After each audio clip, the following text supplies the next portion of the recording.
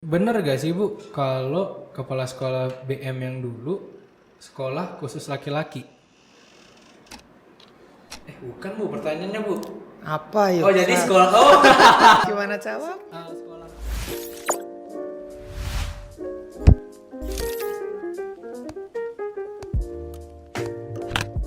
Selamat datang di Budi Mulia Podcast. Apa kabar semuanya? Semoga baik-baik saja. Salam sehat. Di hari podcast pertama kita ini, kita mau ngomongin langsung bahas tentang sejarah BM. Kebetulan kenapa ini dekornya kayak gini, karena temanya tuh mau disamain sama tema HUT BM tahun ini yang udah direncanain gitu. Temanya magical. Itu kayak mungkin ada Harry Potter, ada Alice in Wonderland. Saya sendiri Hosea sebagai host di podcast pertama ini, dan kita kedatangan tamu mungkin paling mengerti sejarah BM. Selamat datang Bu Hendrika. Terima kasih. Bu Hendrika ini kalau yang belum tahu, Bu Hendrika juga sebagai kepala sekolah di sini ya Bu ya. Betul.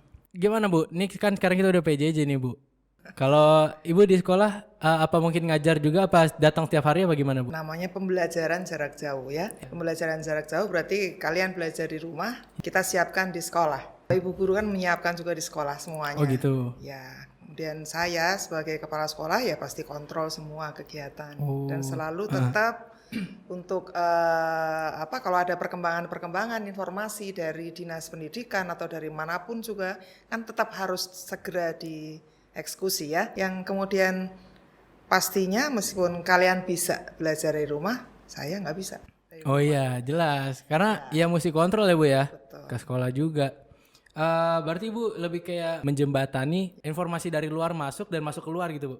Ya, pastinya seperti itu. Kalau ada peraturan-peraturan atau apa surat-surat edaran atau ada pemberitahuan entah dari pemerintah daerah, entah dari dinas. Nah, seperti itu kan pasti harus diterjemahkan. Bagaimana kebijakannya untuk sekolah dan juga untuk anak-anak. Oh gitu. Karena pasti itu merupakan proses perkembangan dari pendidikan dengan pembelajaran jarak jauh ini. Kalau secara sehari-harinya nih Bu, Ibu ngajar juga nggak Bu?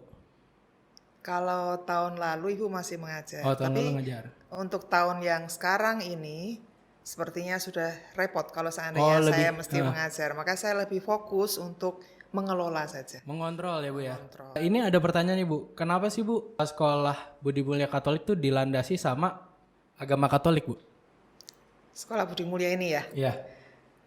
yang pastinya kamu tahu ya, ini Budi Mulia ini kan di bawah Yayasan Budi Mulia yang dikelola oleh kongregasi Bruder-Bruder Budi Mulia. Itu salah satu tarekat yang ada di Gereja Katolik ya. Oh gitu. Gereja Katolik itu kan ada banyak tarekat ya, ada komunitas hidup yang menyiapkan diri atau mengorbankan diri untuk hidup secara selibat, tidak menikah, dan mereka hanya berkarya untuk kebaikan umat. Oh, jadi BM ini tadinya tuh dari beberapa orang-orang yang ini ya, menyiapkan diri sendiri, secara berkelompok mungkin ya, secara berkelompok, terus mereka mau mungkin anak-anak yang terlantar atau anak-anak yang pengen belajar itu akhirnya dibikin wadah supaya anaknya ini bisa belajar gitu Bu ya? Ya, kurang lebihnya begitu ya. Mungkin kalau masyarakat secara umum tahunya seperti itu. Tapi kan di Gereja Katolik itu kan ada itu semacam tadi kelompok-kelompok tarekat itu tadi yang punya misi, punya visi dan kalau di Budi Mulia ini kan kita ini merupakan salah satu bagian dari bruder-bruder Budi Mulia dunia. Iya. Yang berkarya untuk orang miskin. Kalau kita lihat perkembangannya memang awalnya dari panti asuhan ya. Nah, seperti itu. Ya, intinya kayak supaya manusia ini bisa Setara lah akhir. terus awal berdirinya sendiri tuh sekolah Budi Mulia tuh di Indonesia kapan tuh? Kalau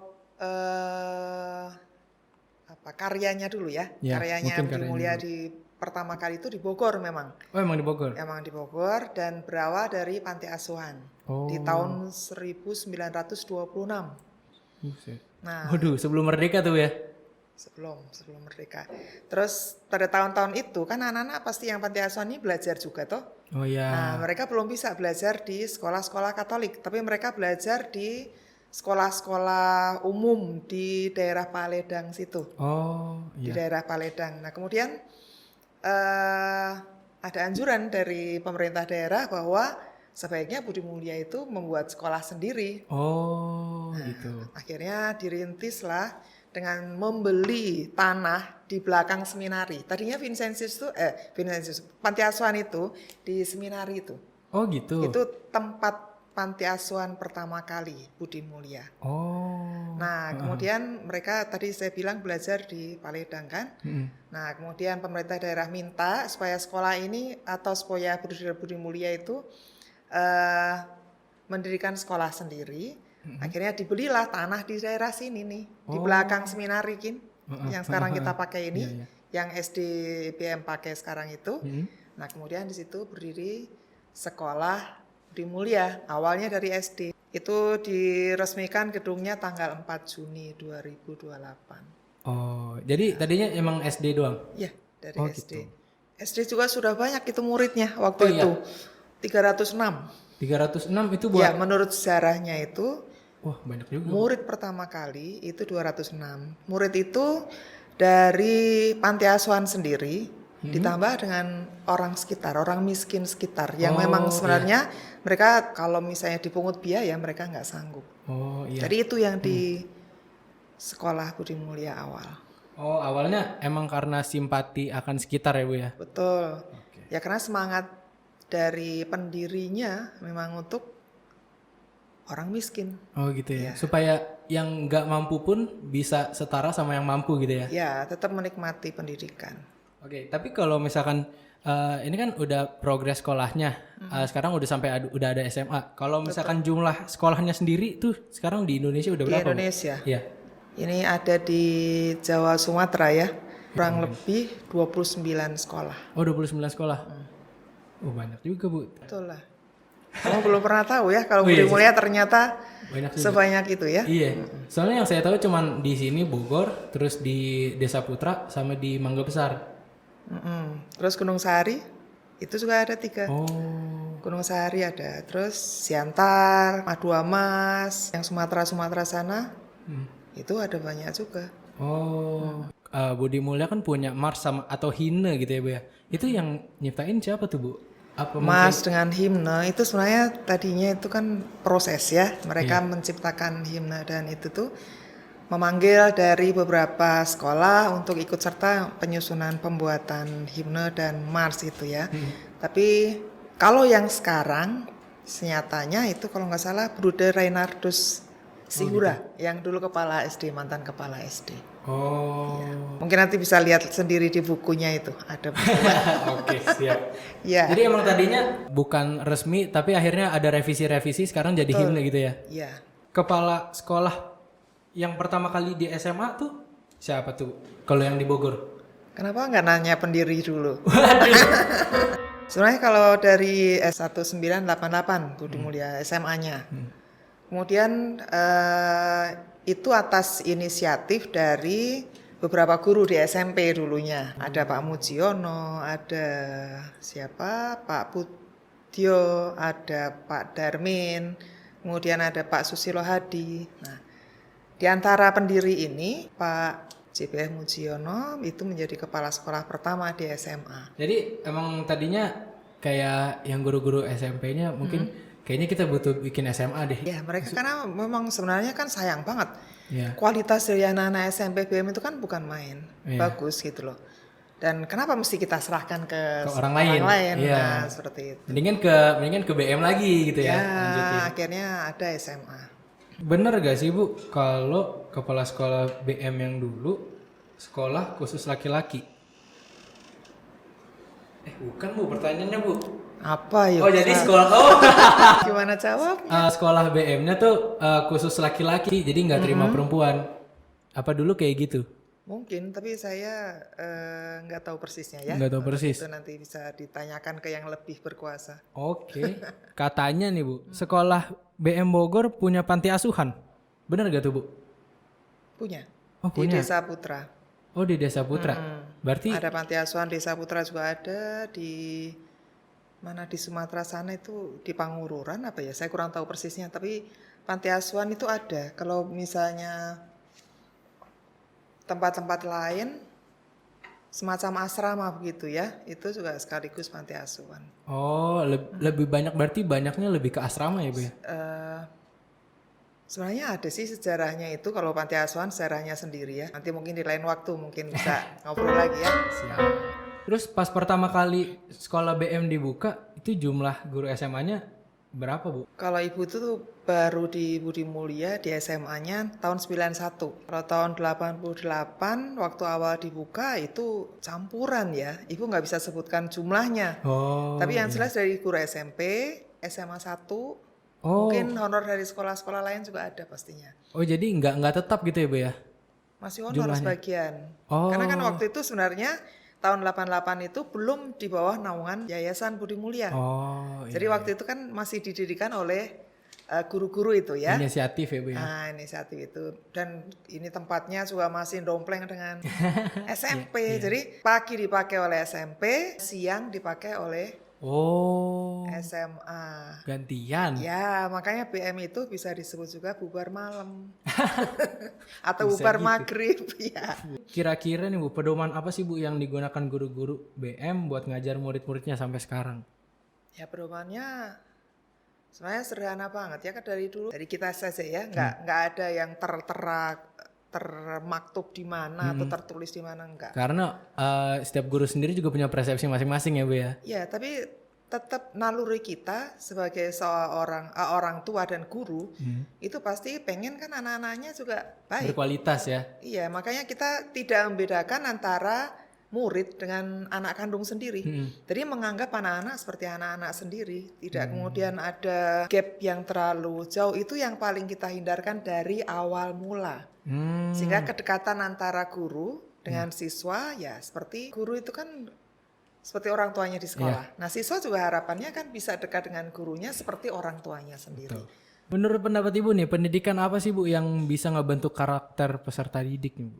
Pendidikan apa ya? Kan semua diawali dari rumah. Kamu masuk ke Budi Mulia usia berapa? 15 berarti 15. Nah, 15. Berarti di rumah itu terbentuk karaktermu. Sementara di sekolah ini kamu belajar paling 3 tahun. Nah, kita ini kan gabungan dari sekian banyak karakter yang dibentuk di rumah tangga, di keluarga masing-masing. Tapi di sini yang kita mau ajak kan pastinya kita kan bersama-sama nih. Tapi bagaimana caranya supaya kita tetap satu, tidak saling membedakan satu dengan yang lain. Kalau orang melihat yang gampangnya kok di BM masih diseragamin sih sepatunya, apa pikiranmu? Supaya kelihatan sama semua sih Bu. Supaya setara. Oh iya. Coba kalau kalian itu sepatunya berbeda-beda, seperti apa? Oh bisa sombong. Nah, supaya kalian itu bisa tetap merasa bahwa oh aku sama juga sama yang lain gitu kan. Ya kita buat ya seperti itu. Itu salah satu contohnya saja. Jadi bagaimana caranya supaya anak-anak itu merasa bahwa di sekolah itu ya dia sebagai anak. Anak sekolah. Bukan menyombongkan harta kekayaan orang tua, bukan menyombongkan kepintarannya toh, bukan menyombongkan ya apa yang dia punya lebih. Tapi kalau bisa berbagi dong dengan yang lain. Iya dong, jelas. Kalau bisa kan saling share. Yeah. Kalau bisa kita bareng-bareng untuk itu, makanya salah satu dasarnya adalah kebersamaan semuanya. Makanya kalau sudah masuk ke Budi Mulia nggak ada kotak-kotak lagi. Itu harapannya. Iya, tapi nggak tahu kalian di kelas biasanya itu kan yang menikmati kalian. Jadi kalau yang misalkan merasakan. ada yang sombong misalkan dia lebih kaya atau lebih dari yang lain bilang nggak bisa sepatu kita sama. Gimana sekolah menangani masalah kesiswaan Bu, baik akademik maupun non akademik nih Bu? Setiap masa kan berbeda ya. Generasimu berbeda dengan generasi 3 tahun yang lalu atau 15 tahun yang lalu. Polanya juga mereka berbeda, kenakalannya berbeda. Nah, cara menanganinya juga pasti harus berbeda satu dengan yang lain. Tapi paling enggak Bapak Ibu guru itu kan pernah mengalami tipe-tipe anak yang seperti ya beginilah ABC gitu ya. Nah, oleh karena itu ya kita harus menyesuaikan dengan itu. Tidak semuanya bisa dilakukan dengan cara keras. Kalau zaman dulu mungkin ya kita melakukan dengan cara keras. Main apa kaplok misalnya atau apalah nggak ngerti lah namanya ya. Kalau zaman dulu mah kan keras ya Bu ya. Ya kalau sekarang dihalusin aja masih nangis masih tersinggung, orang tuanya datang nggak terima gitu. Nah, itu juga berbeda-beda. Kenakalannya juga berbeda. Kenakalan yang nyontek dengan kenakalan yang adu jotos kan beda juga cara menanganinya. Nah, itu beda lagi toh pasti. Karena setiap sekolah pasti ada kok. Setuju nggak setuju pasti ada. Karena perilaku anak itu bermacam-macam. Ya, jadi kalau misalkan cara nanganin masalahnya ya tergantung masalahnya apa gitu ya Bu ya. Ya, kita kembalikan komunikasikan dengan orang tua. Maunya dibentuk seperti apa ini anak? Ya. Kan kalian itu datang ke Budi Mulia dengan persetujuan akan mematuhi tata tertib. Iya. Nah, selama masih patuh tata tertib berarti mau diatur di Budi Mulia. Tapi selama mereka poin itu sudah di atas 75, mendekati ke 100 atau di atas 100 bahkan, ya kembalikan ke orang tua kan? Karena Iya, apa? benar. Artinya tata tertib nggak ada gunanya buat dia. Dia nggak ikut aturan yang ada di Budi Mulia. Buat apa? Ya mendingan Ikut aturan orang tua aja. kalau mau ikut aturan orang tua ya udah silakan di rumah gitu ya Bu ya. Iya begitu. Tapi enggak juga. Pasti anjurannya ya kamu pindah ke sekolah lain. Mungkin ya ada aturan yang lebih pas buat dirimu gitu kan. Tidak memaksa kemudian kamu harus di rumah kan. Enggak. Iya benar juga. Kecuali sekarang ya Bu ya, di rumah aja. Oh iya, enggak boleh ke sekolah. Apa sih Bu moto SMA Budi Mulia dan maknanya tuh apa Bu? Kamu masih siswa Budi Mulia? Masih ingat? Bu. Iya. Apa? Kebersamaan, keunggulan. Dalam kebersamaan ini kan macam-macam bentuknya, variannya dari siswa, sumbernya juga dari macam-macam sekolah, tingkat intelektualnya juga bermacam-macam, berbeda-beda. Tapi harus kita sadari bahwa setelah masuk ke Budi Mulia, kita harus bersama itu. Kita menyadari bahwa itu ada kok kenyataannya. Ada perbedaan ekonomi, perbedaan kemampuan intelektual, perbedaan suku, perbedaan asal sekolah, asal kota, asal rumah tangganya, keluarganya. Nah itu kan pasti berbeda. Tapi masing-masing kan kita menyadari dan mengakui juga punya keunggulan kan? Ya, betul. Keunggulanmu apa? Itu harus kamu tanamkan dalam dirimu dan jangan dimatikan. Tapi justru dimunculkan di sekolah ini. Dan sekolah ini selalu support untuk semua kreativitas anak-anak. Harapannya anak-anak bisa memunculkan itu dan kemudian maju, dan yang maju kan sekolah juga kalau kamu maju, gitu kan. Terus kemandirian. Nah karena dia menemukan ini loh kemampuanku. Jadi ketemu jati dirinya kan. Nah jati diri yang ada tiap-tiap anak ini membawa mereka ke kepercayaan diri. Kalau mereka mampu percaya terhadap diri sendiri, nah itu kemandiriannya nanti akan muncul.